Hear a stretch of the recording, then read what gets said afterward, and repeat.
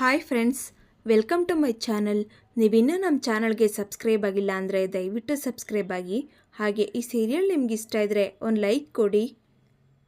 ಇಲ್ಲಿ ಅಜಿತ್ ಅವರು ಬೇಜಾರು ಮಾಡಿಕೊಂಡು ಅಮ್ಮನವರ ದೇವಸ್ಥಾನಕ್ಕೆ ಬಂದಿದ್ದಾರೆ. ನಾನೇನು ತಪ್ಪು ಮಾಡಿಲ್ಲ, ಆದರೆ ನನಗೆ ಯಾಕೆ ಈ ರೀತಿ ಶಿಕ್ಷೆ ಕೊಟ್ಟೆ?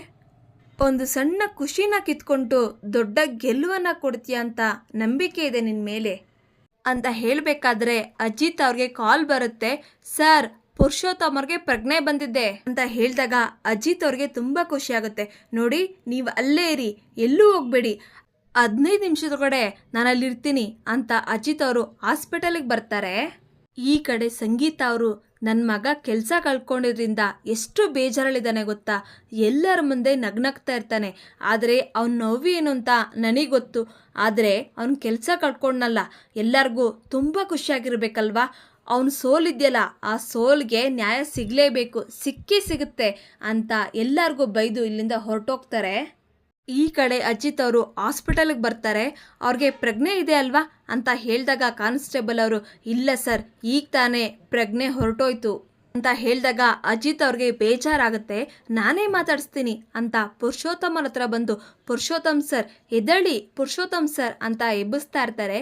ಆಗ ಡಾಕ್ಟರ್ ಅವರಲ್ಲಿ ಬಂದು, ಸರ್ ಅವ್ರನ್ನ ಎಬ್ಬಿಸ್ಬೇಡಿ, ಅವರು ಕೋಮಾದಲ್ಲಿದ್ದಾರೆ, ಅವರು ಎದ್ದಾಗ ಪ್ರಜ್ಞೆ ಬಂದಾಗ ನೀವು ಅವ್ರನ್ನ ಮಾತಾಡಿಸಿ, ದಯವಿಟ್ಟು ಅವ್ರನ್ನ ಎಬ್ಬಿಸ್ಬೇಡಿ ಅಂತ ಹೇಳ್ತಾರೆ. ಈ ಕಡೆ ಸಂಗೀತ ಅವರು ಭೂಮಿಗೆ ಕಾಲ್ ಮಾಡ್ತಾರೆ. ಯಾಕಿನ್ನ ಮನೆಗೆ ಬಂದಿಲ್ಲ ಅಂತ ಕೇಳಿದಾಗ ಭೂಮಿಯವರು ಅಜಿತ್ ಅವ್ರಿಗೆ ವೆಯ್ಟ್ ಮಾಡ್ತಾ ಇದ್ದೀನಿ ಅಂತ ಹೇಳ್ತಾರೆ. ಆಗ ಸಂಗೀತ ಅವರು, ಹಾಗಾದರೆ ಅಜಿತ್ ಇನ್ನೂ ಮನೆಗೆ ಬಂದಿಲ್ಲ, ಎಲ್ಲಿದ್ಯಾ, ಸರಿ ನೀನು ಬೇಗ ಮನೆಗೆ ಬಾ ಅಂತ ಭೂಮಿಗೆ ಹೇಳ್ತಾರೆ. ಇದನ್ನು ದೇವಯಾನಿಯವರು ಕೇಳಿಸ್ಕೊತಾರೆ. ದೇವಯಾನಿಯವರು ಭದ್ರಾಗೆ ಕಾಲ್ ಮಾಡಿ, ಅಜಿತ್ ಇಲ್ವಂತೆ, ಭೂಮಿ ಒಬ್ಬಂಟಿಯಾಗಿದ್ದಾಳೆ, ಅವಳನ್ನ ಹೇಗಾದರೂ ಮಾಡಿ ಮುಗಿಸ್ಬಿಡು ಅಂತ ಭದ್ರಾಗೆ ಹೇಳ್ತಾರೆ. ಕಡೆ ಡಾಕ್ಟರ್ ಅವರು ದೇವಯಾನಿಗೆ ಕಾಲ್ ಮಾಡ್ತಾರೆ. ಮೇಡಮ್, ಅಜಿತ್ ಸರ್ ಬಂದಿದ್ರು ಪುರುಷೋತ್ತಮ್ ಸರ್ನ ಮಾತಾಡ್ಸೋದಕ್ಕೆ ಅಂತ ಹೇಳಿದಾಗ ದೇವಯಾನಿಯವರು, ನೋಡಿ ನೀವೇನಾದರೂ ಮಾಡಿ, ಆದರೆ ಅಜಿತ್ ಪುರುಷೋತ್ತಮ್ನ ಮೀಟ್ ಮಾಡಬಾರ್ದು, ಅದಕ್ಕೆ ತಾನೇ ನಿಮ್ಮನ್ನು ಅಲ್ಲಿರಿಸಿರೋದು. ನೀವು ನಿಮ್ಮ ಕೆಲಸ ಹೇಗೆ ಮೇಂಟೈನ್ ಮಾಡ್ತೀರೋ ಹಾಗೆ ನಿಮ್ಮ ಬ್ಯಾಂಕ್ ಬ್ಯಾಲೆನ್ಸ್ನ ನಾನು ಮೇಂಟೈನ್ ಮಾಡ್ತೀನಿ ಅಂತ ಹೇಳಿ ಕಾಲ್ ಕಟ್ ಮಾಡ್ತಾರೆ. ಹೀಗೆ ಅಜಿತ್ ಅವರು ಬೇಜಾರು ಮಾಡ್ಕೊಂಡು ಹೋಗಬೇಕಾದ್ರೆ ಕಾನ್ಸ್ಟೇಬಲ್ ಅವರು ಒಂದು ಲೆಟರ್ ತಂದು ಕೊಡ್ತಾರೆ. ಅಜಿತ್ ಅವರು ಆ ಲೆಟರ್ನ ಓಪನ್ ಮಾಡಿ ನೋಡ್ತಾರೆ.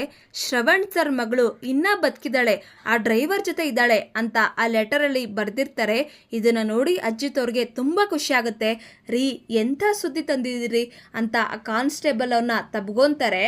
ಸರಿ, ಇದನ್ನು ಅವ್ರು ಯಾವಾಗ ಬರೆದ್ರು ಅಂತ ಹೇಳಿದಾಗ ಕಾನ್ಸ್ಟೇಬಲ್ ಅವರು, ಸರ್ ಡಾಕ್ಟರು ಆಪ್ರೇಷನ್ಗೆ ಹೋಗಿದ್ರು, ಅವ್ರು ಏನೇನೋ ಹೇಳ್ತಾ ಇದ್ರು ಸರ್, ಅದು ನನಗೆ ಅರ್ಥ ಆಗಲಿಲ್ಲ, ನಾನು ಪೆನ್ನು ಪೇಪರ್ ಕೊಟ್ಟೆ, ಅವ್ರು ಇದನ್ನು ಬರೆದಿದ್ದಾರೆ ಅಂತ ಹೇಳಿದಾಗ ಅಜಿತ್ ಅವರು, ಸರಿ ಸರಿ ನೀವಲ್ಲೇ ಇರಿ, ಅವ್ರ ಜೊತೆನೇ ಇರಿ, ಎಲ್ಲೂ ಹೋಗಬೇಡಿ ಅಂತ ಕಾನ್ಸ್ಟೇಬಲ್ ಅವ್ರಿಗೆ ಹೇಳ್ತಾರೆ. ಈಗ ಅಜಿತ್ ಅವ್ರಿಗೆ, ಭೂಮಿ ನಾನು ಬರೋವರೆಗೂ ಇಲ್ಲೇ ಇರು ಅಂತ ಹೇಳಿದ ಮಾತು ನೆನಪಾಗುತ್ತೆ. ಓ ಶಟ್, ಎಂಥ ಕೆಲಸ ಮಾಡಿದೆ, ಭೂಮಿ ನಾನು ಬರೋವರೆಗೂ ಅಲ್ಲೇ ಇರ್ತಾಳೆ, ಸರಿ ಸರಿ ನಾನು ಹೋಗಿ ಅವಳನ್ನ ಬೇಗ ಕರ್ಕೊಂಡು ಹೋಗಬೇಕು ಅಂತ ಅಜಿತ್ ಅವರು ಬೇಗ ಬೇಗ ಭೂಮಿ ಇರೋ ಜಾಗಕ್ಕೆ ಹೋಗ್ತಾರೆ. ಇಲ್ಲಿಗೆ ಸಂಚಿಕೆ ಮುಕ್ತಾಯ.